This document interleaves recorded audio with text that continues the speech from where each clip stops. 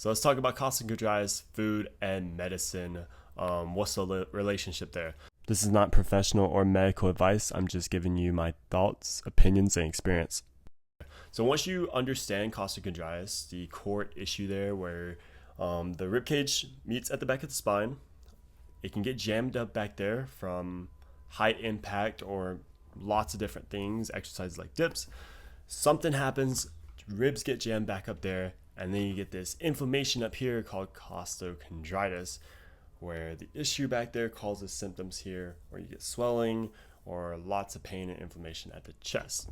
So when you think of inflammation, one of the first few things that happens is we take anti-inflammatory or pain medicine like ibuprofen.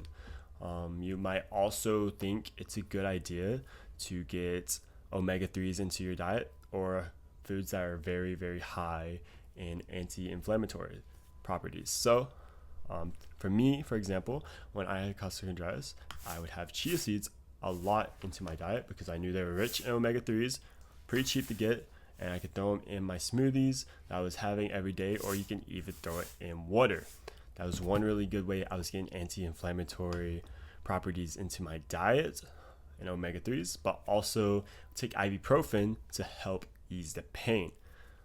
Those are great things. The biggest thing to remember is it's not going to be a permanent solution, because the permanent solution is to fix the mechanical issue in the back of the spine where the ribs connect. But anti-inflammatory, either medicine or getting it into your diet, is also a great thing for the journey.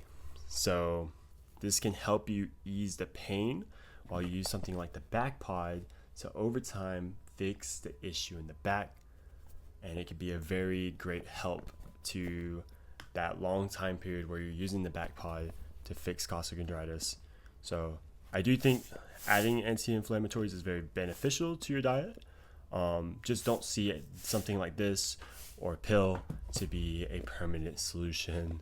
You need to fix it with something similar to the Backpod. Doesn't have to be Backpod, but I know this worked for me, and I know it's worked for a lot of people. So overall, I think these two things in conjunction were the best things that helped me get through costochondritis and ease the journey a little bit.